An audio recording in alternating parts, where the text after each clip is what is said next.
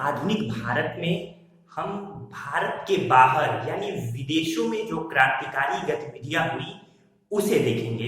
इसके पहले लगातार मैंने क्रांतिकारी आंदोलन और तमाम बातों की चर्चा कर दी है। पिछला लेक्चर आपको डिस्क्रिप्शन में मिलेगा, उसे वहां से देख लीजिए। हमारे आधुनिक भारत के क्रमागत ढंग से सारे लेक्चर्स आपको डिस्क्रिप्शन बॉक्स में और अन्य लेक्चर्स भी आपको उनके लिंक आपको डिस्क्रिप्शन बॉक्स में मिलेंगे। आइए हम यहाँ शुरू करते हैं कि विदेशों में यानी भारत से बाहर क्रांतिकारी आंदोलन। तो 1905 से 1915 के बीच जब भारत में क्रांतिकारी आंदोलन चल रहे थे तो इसी समय बहुत सारी क्रांतिकारी गतिविधियां भारत के बाहर भी चल रही थी, जिसमें सबसे पहला नाम आता है इंडिया होम रूल सोसाइटी। सबसे पहली संस्था जो भारत के बाहर इतनी व्यवस्थित ढंग से गठित हुई थी वो थी इंडिया होम रूल सोसाइटी। सबसे पहले हम लंदन में देखते हैं कि लंदन में क्रांतिकारी क्या गतिविधियां रही, भारतीय क्रांतिकारी गतिविधियां। तो 1905 में श्याम जी कृष्ण वर्मा ने इंडिया होम रूल सोसाइटी की स्थापना की थी। श्याम जी कृष्ण वर्मा के बारे में मैं यहाँ पे आपको थोड़ा बहुत भूमिका बता दूं कि उनका जो जन्म हुआ था वो 1857 ईस्वी में गुजरात के काठियावाड़ जिले के मांडवी नामक स्थान पर हुआ था। मांडवी जो कि काठियावाड़ में है, गुजरात में।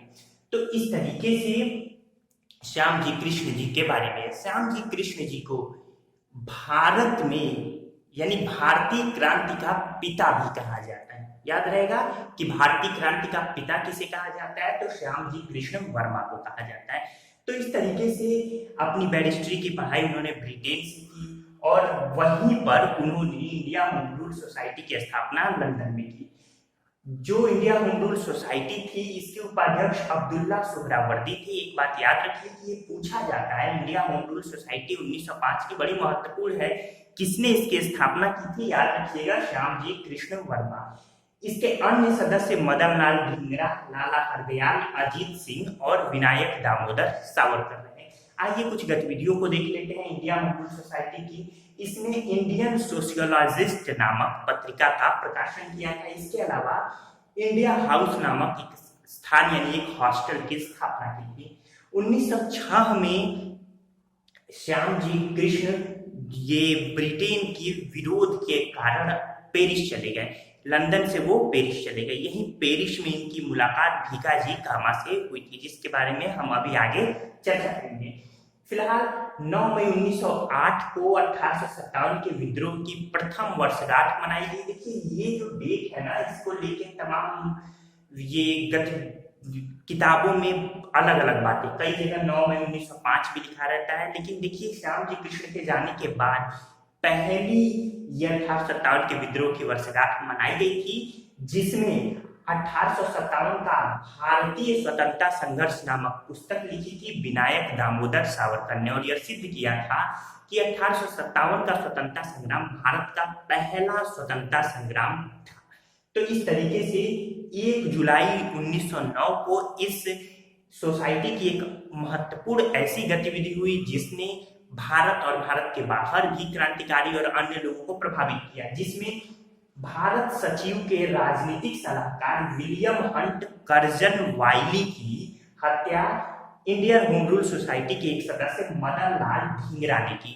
दरअसल उदयपुर रियासत की जो प्रेसिडेंसी थी, उदयपुर रियासत, तो वहां की एक प्रकार से समझिए मालिकाना हक के रूप में कर्जन वाइली ने श्याम जी कृष्ण वर्मा को बेइज्जत किया था। यानी उनकी जो जमीन थी, उनकी पैतृक जमीन और तमाम चीजें, तो वहां से उनको निष्कासित किया था, जिसका बदला लेने के लिए मदन लाल धिंगरा जी ने विलियम हंट कर्जन वाइली को की गोली मारकर हत्या कर दी, जिसके बाद मदन लाल धिंगरा को फांसी पर चढ़ा दिया गया।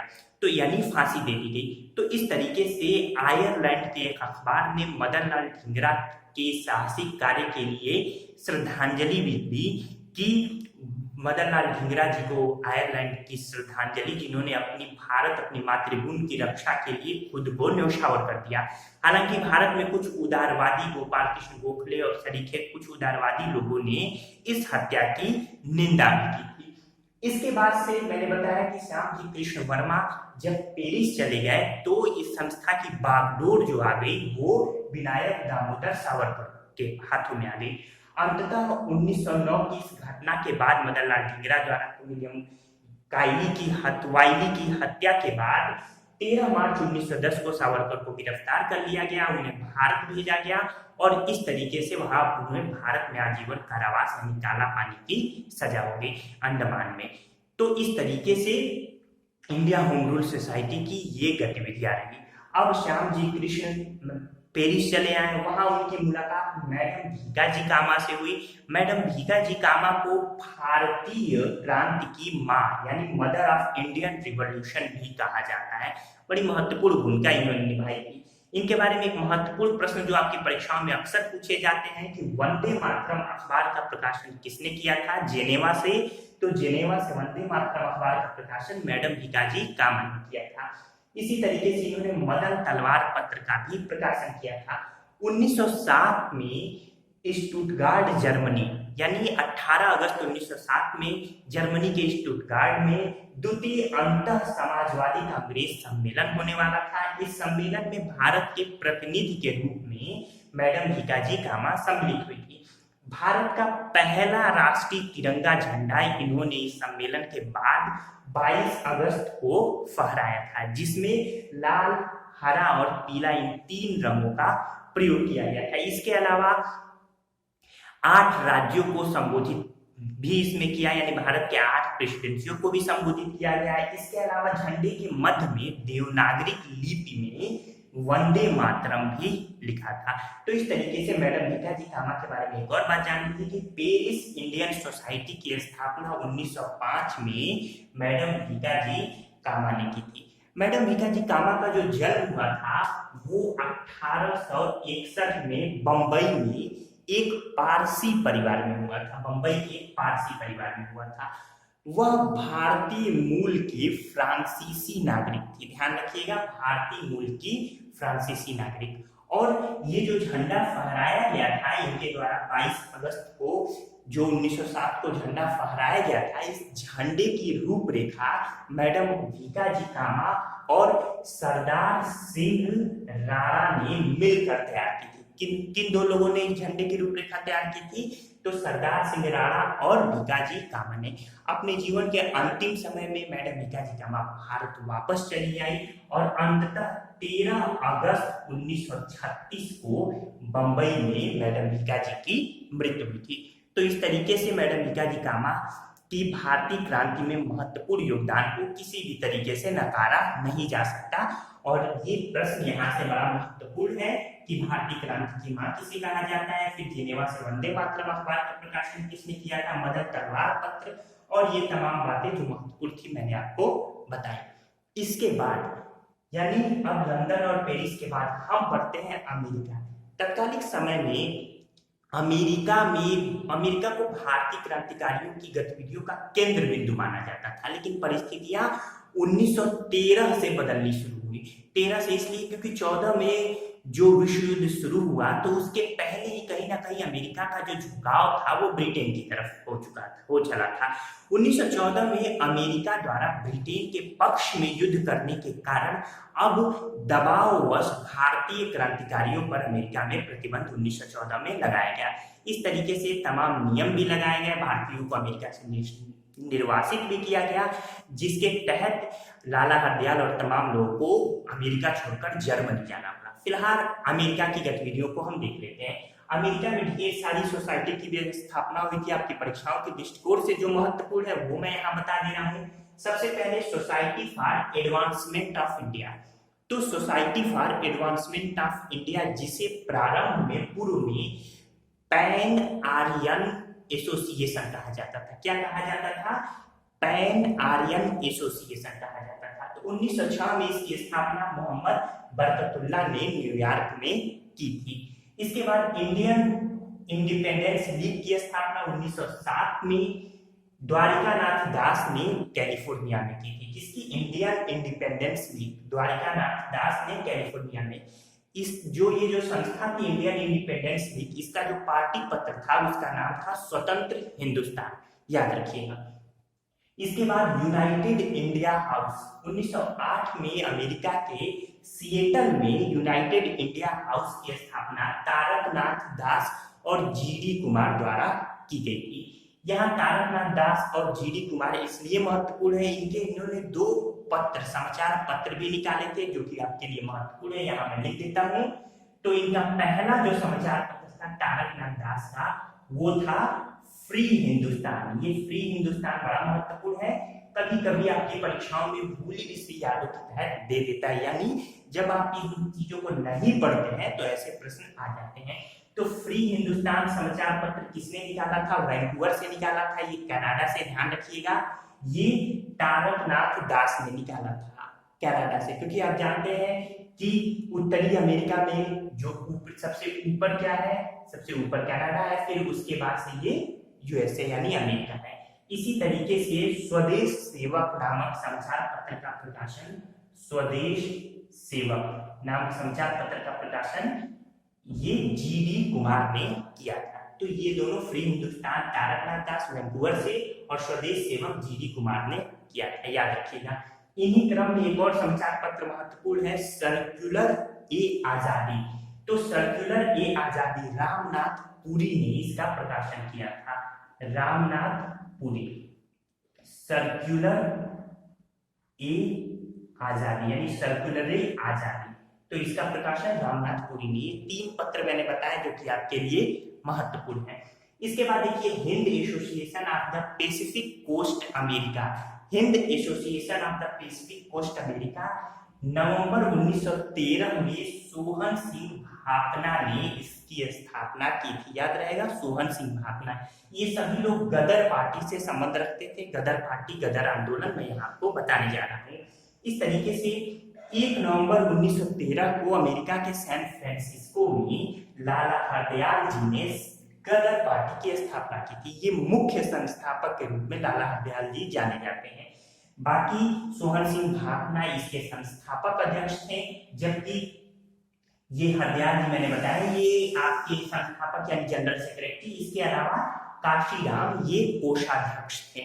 तो इस तरीके से लाला हरदयाल, सोहन सिंह भापना, काशीराम का नाम आता है गदर पार्टी से के संस्थापक सदस्यों में। एक और बात यहाँ जान लीजिए कि गदर पार्टी को प्रशांत तट का हिंदी संघ भी कहा जाता है, याद रहेगा, क्योंकि आप जानते हैं कि अमेरिका के पश्चिम में प्रशांत महासागर है। तो इस तरीके से प्रशांत तट का हिंदी संघ किसे कहा जाता है? गदर पार्टी को।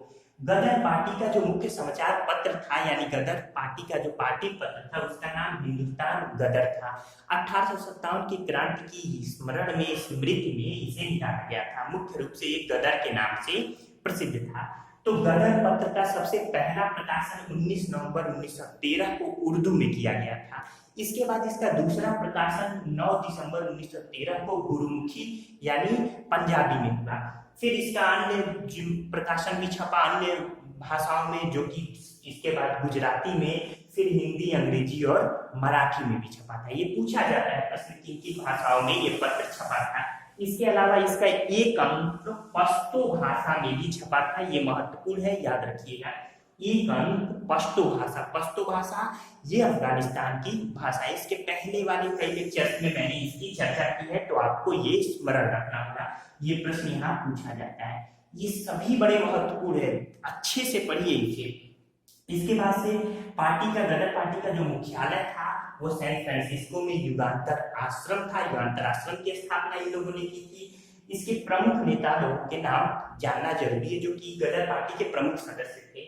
भाई परमानंद, याद रखिए, बड़े महत्वपूर्ण नाम है, भाई परमानंद, रामचंद्र, फिर बरकतुल्ला, मौलवी बरकतुल्ला, सोहन लाल पाठक, राजा महेंद्र प्रताप सिंह, रास बिहारी बोस और अब्दुल रहमान, ये प्रमुख नाम आते हैं। फिर मैं दोहरा दूं, भाई परमानंद, रामचंद्र, मौलवी बरकतुल्ला, सोहन लाल पाठक, राजा महेंद्र प्रताप सिंह, रास बिहारी बोस और अब्दुल रहमान। इसके बाद से ये गदर पार्टी की पूरी गतिविधियां रही। मैंने आपको बताया कि 1914 में विश्व युद्ध शुरू हो गया। 1914 के विश्व युद्ध शुरू होने के कारण से अब अमेरिका द्वारा पक्ष लिए जाने का, ब्रिटेन का अब अमेरिका में गतिविधियों पर, क्रांतिकारी भारतीय गतिविधियों पर रोक लगाई गई और इस तरीके से ये लाला हरदयाल जी जर्मनी आ गए। जर्मनी आकर यहाँ पर भिकाजी कामा जी के साथ मिलकर इन्होंने 1916 जर्मनी के बर्लिन में भारतीय स्वतंत्रता समिति की स्थापना की थी। याद रहेगा, जर्मनी में भारतीय स्वतंत्रता समिति की स्थापना बर्लिन में किसने की थी? लाला हरदयाल और भिकाजी कामा ने। तो ये प्रश्न भी महत्वपूर्ण है। इसके बाद से हम ये जो गदर पार्टी है इसकी कुछ प्रमुख गतिविधियां देखते हैं। एक महत्वपूर्ण प्रश्न अक्सर आए दिन पूछा जाता है, भारत की प्रथम अस्थायी सरकार प्रथम विश्व युद्ध के दौरान कहाँ बनी थी? तो ये दिसंबर 1915 में अफगानिस्तान में बनी थी। सरकार के बनाने का मुख्य श्रेय राजा महेंद्र प्रताप सिंह को जाता है, जो इस सरकार में राष्ट्रपति बने थे। फिर प्रधानमंत्री मौलाना बरकतुल्लाह बने और अब्दुल्ला खान सिंधी को गृह मंत्री बनाया गया था। ये प्रश्न महत्वपूर्ण है। भारत की प्रथम अस्थायी सरकार राजा महेंद्र प्रताप सिंह के नेतृत्व में अफगानिस्तान में बनी थी, जिसमें प्रधानमंत्री मौलाना बरकतुल्लाह थे और गृह मंत्री अब्दुल्ला खान सिंधी। इसे बस जर्मनी व रूस ने मान्यता दी थी। इस प्रकार से ये प्रतीकात्मक रूप में ही ये संस्था रह गई। हालांकि राजा महेंद्र प्रताप सिंह ने स्वतंत्रता की लड़ाई इसके बाद भी जारी रखी और भारत की स्वतंत्रता तक अपनी लड़ाई जारी रखी थी। इसी जो गदर पार्टी है इससे संबंधित दो प्रकरण सामने आते हैं, एक कामागाटा मारू प्रकरण और एक तोसा मारू प्रकरण। यहाँ ये जानना जरूरी है कि कामागाटा मारू और तोसा मारू ये दोनों ही क्या है? ये दोनों ही जहाज हैं। पहले हम देखते हैं इस कामागाटा मारू प्रकरण को। कामागाटा मारू प्रकरण 1914 में ये प्रकरण हुआ था। कनाडा में भारतीयों के प्रवेश से संबंधित विवाद का ये प्रकरण था। दरअसल 1908 में ही कनाडा सरकार ने भारतीयों के प्रवेश पर प्रतिबंध, उन भारतीयों के प्रवेश पर प्रतिबंध लगा दिया था कनाडा में जो सीधे भारत से कनाडा नहीं आए हो। तत्कालीन समय में कोई ऐसा मार्ग नहीं था जो सीधे भारत से कनाडा तक पहुंचा जा सके, इसलिए यह कानून बड़ा ही ज्यादा यूं कहिए कि कठोर माना जाता था। लेकिन 1913 में कनाडा की सुप्रीम कोर्ट ने 35 भारतीयों को जो सीधे भारत से कनाडा नहीं आए थे उन्हें कनाडा में प्रवेश दिया, जिससे अब उत्साहित होकर सिंगापुर के भारतीय व्यापारी गुरुदत्त सिंह ने, ये वहां सिंगापुर में ठेकेदार थे, तो सिंगापुर के भारतीय व्यापारी गुरुदत्त सिंह ने कामागाटा मारू नामक जहाज को किराए पर लिया और दक्षिण तथा पूर्वी एशिया से 376 यात्रियों को लेकर 4 मार्च 2014 को ये वैंकूवर की तरफ, यानी कनाडा के वैंकूवर की तरफ इन्होंने प्रस्थान किया। इस तरीके से जब ये जहाज याकोहामा यानी जापान में पहुंचा था, जापान के याकोहामा में, तो विश्व युद्ध, भारत में विश्व युद्ध शुरू हो गया। ये भारत में, ये दुनिया में विश्व युद्ध शुरू हो गया, जिसका प्रभाव भारत पर भी पड़ा। ध्यान रखिए कि जो पहला विश्व युद्ध हुआ था, यहाँ मैं आपको बता दूं, ये मैं मिटा दे रहा हूं, अगर आप इसका स्क्रीनशॉट चाहते हैं तो नोट ले सकते हैं। तो जो पहला विश्व युद्ध हुआ था वो 4 अगस्त को प्रारंभ हुआ था। 4 अगस्त 1914 को प्रारंभ हुआ और 11 नवंबर 1918 तक ये पहला विश्व युद्ध था। इस विश्व युद्ध में 2 जो गुट थे, जिसमें एक गुट में जर्मनी और ऑस्ट्रिया थे। जर्मनी और ऑस्ट्रिया के विरुद्ध इधर फ्रांस, ब्रिटेन और रूस थे, यानी फ्रांस, रूस और इंग्लैंड। जबकि जर्मनी ऑस्ट्रिया के साथ इटली और टर्की भी खड़े थे। जबकि जापान जो है वो, ये पहले विश्व युद्ध की बात है, द्वितीय विश्व युद्ध में ये चीजें परिवर्तित हुई थी। तो पहले विश्व युद्ध में मित्र राष्ट्रों की श्रेणी में फ्रांस, रूस, इंग्लैंड और जापान थी, जबकि अन्य राष्ट्र जो शत्रु राष्ट्र उसमें जर्मनी, ऑस्ट्रिया, इटली और टर्की थे। अमेरिका इसी मित्र राष्ट्रों के ग्रुप का सहयोग कर रहा था। तो ये पूरी पहले विश्व युद्ध की भूमिका है। 4 अगस्त 1914 से शुरू हुई थी और 11 नवंबर 1918 पूरी दुनिया के साथ साथ भारत को भी इसने प्रभावित किया था।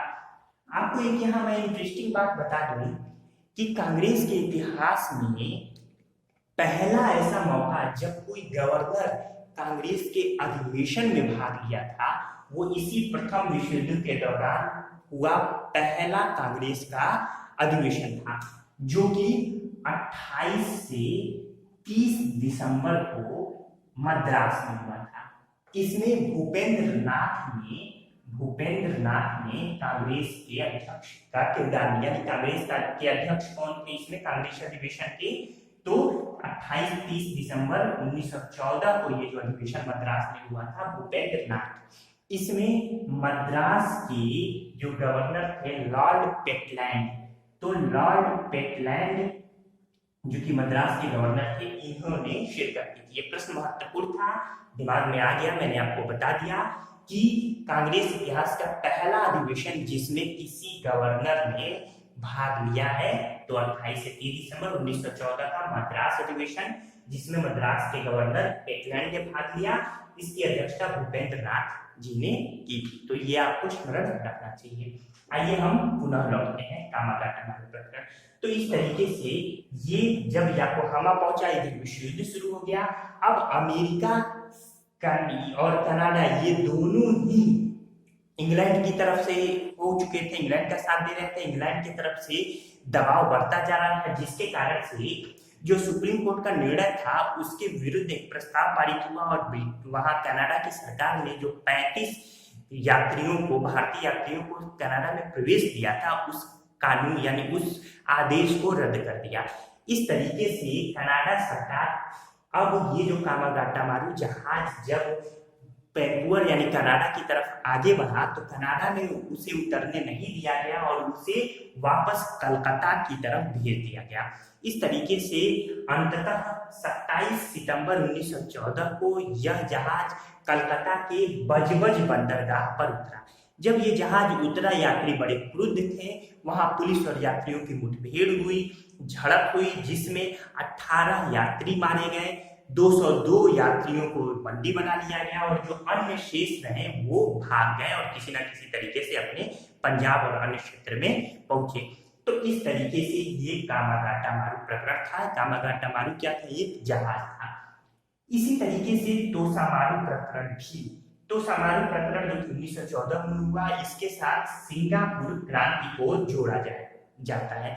यानी इसी प्रकरण में जो गतिविधियां हुई उसे सिंगापुर विद्रोह या सिंगापुर क्रांति कहा जाता है। आइए हम आगे बढ़ते हैं। दरअसल एक जो गदर पार्टी के जो कुछ सदस्य थे, प्रमुख सदस्य, वो भारतीय जो क्रांति की गतिविधियों में भाग लेने के लिए प्रथम विश्व युद्ध के दौरान भारत जा रहे थे तोसामारू जहाज से। जब यह जहाज सिंगापुर पहुंचा तो इसी गतिविधि यानी इसी ये जो गदर पार्टी थी उनके एक प्रमुख सदस्य भाई परमानंद, तो भाई परमानंद ने वहां जो उपस्थित सेना थी, जिसमें सिंगापुर की 5वीं मुस्लिम बटालियन थी और 36वीं ये सिख बटालियन थी, तो उन्हें भारतीय आंदोलन के प्रति प्रेरित किया, जिससे उनके मन में यानी उनके हृदय में, उनके रक्त में भी भारतीय स्वतंत्रता का, भारतीयता का संचार होने लगा।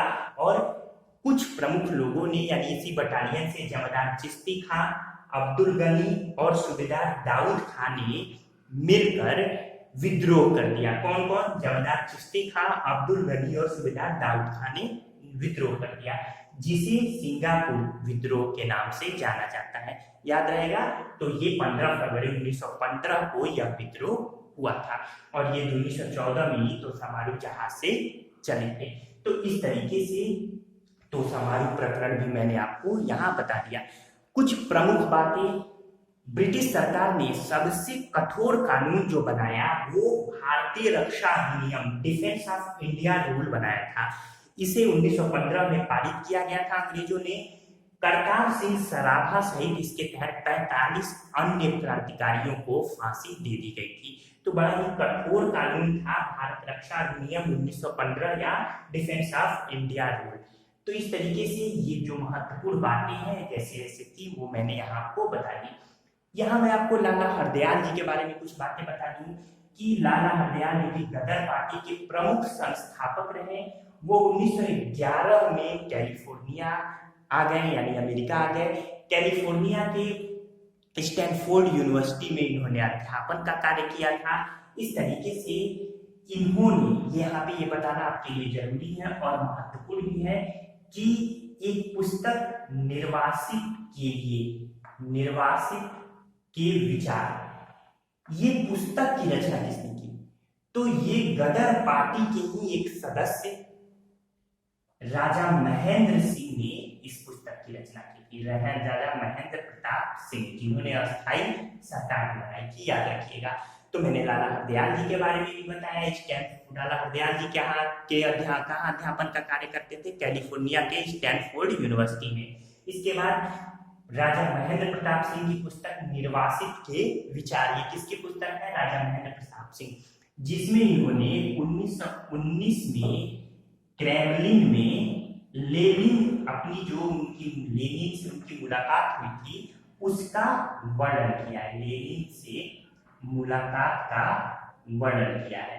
इस तरीके से जब लेनिन से इनकी मुलाकात हुई तो इन्होंने लेनिन को एक पुस्तक भी प्रेजेंट की थी, जिसका नाम, यानी एक पुस्तक भेंट की थी जिसका नाम प्रेमधर था। ये प्रेमधर पुस्तक भी राजा महेंद्र प्रताप सिंह द्वारा ही लिखित थी। तो इस तरीके से जितनी भी महत्वपूर्ण ये बातें हैं, ये सारी बातें मैंने आपको यहाँ बता दी। यहाँ आइए एक और महत्वपूर्ण आपकी परीक्षा के दृष्टिकोण से प्रकरण है सिल्क पेपर षड्यंत्र, यानी रेशमी रुमाल षड्यंत्र के नाम से भी जानते हैं। इसे हम देख लेते हैं। क्या?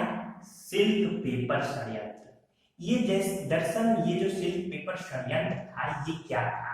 जिसको रेशमी रुमाल, या कुछ माना जाता है कि ये रेशमी रुमाल पर लिखा गया था, कुछ लोग मानते हैं कि रेशमी पेपर पर लिखा गया था। तो इस तरीके से ये सिल्क पेपर षड्यंत्र को बस यूं आप समझ लीजिए कि मौलाना अब्दुल्ला खान सिंधी ने 1915 के दौरान क्रांति के निमित्त कुछ पत्र, जो कि पीली सिल्क पर, यानी पीले रेशमी, जो ये मैंने कहा कि कुछ लोग इसे पेपर मानते हैं और कुछ लोग इसे रुमाल मानते हैं, तो उस पर फारसी भाषा में लिखे थे, उसे महमूद हसन को भेजा। लेकिन दुर्भाग्यवश यह पत्र अंग्रेजों के हाथों में पड़ गया और इस तरीके से इसे सिल्क पेपर षड्यंत्र का नाम दिया गया। तो दोस्तों, उम्मीद है कि ये पूरी की पूरी गतिविधियां आपको समझ में आई होंगी। जहां भारत में क्रांतिकारी गतिविधियों में, जैसे अभिनव भारत मैंने बताया था, ये सब गुप्त संगठन थे, गुप्त संस्था के रूप में काम कर रहे थे। वहीं ये सारे के सारे जो संगठन थे, ये फ्रंट पर आकर काम कर रहे थे। तो इस तरीके से उम्मीद है कि ये पूरी की पूरी बात आपको समझ में आई होगी। पिछले लेक्चर में मैंने आपको दिल्ली दरबार वगैरह भी बता दिया। तीसरा दिल्ली दरबार 1911 में लगा था, जबकि 1877 का पहला दिल्ली दरबार और 1903 का दूसरा दिल्ली दरबार था। तो इस तरीके से भारत और भारत के बाहर की जितनी गतिविधियां थी, क्रांतिकारी गतिविधियां, उस पर मैंने डिस्कस किया। अब हम अगले लेक्चर के साथ फिर आपके सम्मुख आएंगे। आप अपनी तैयारी जारी रखिए, हमारे सभी लेक्चर देखिए। फिर मेरा पूरा विश्वास है कि आधुनिक भारत आपका अपना चहेता हो जाएगा। धन्यवाद दोस्तों।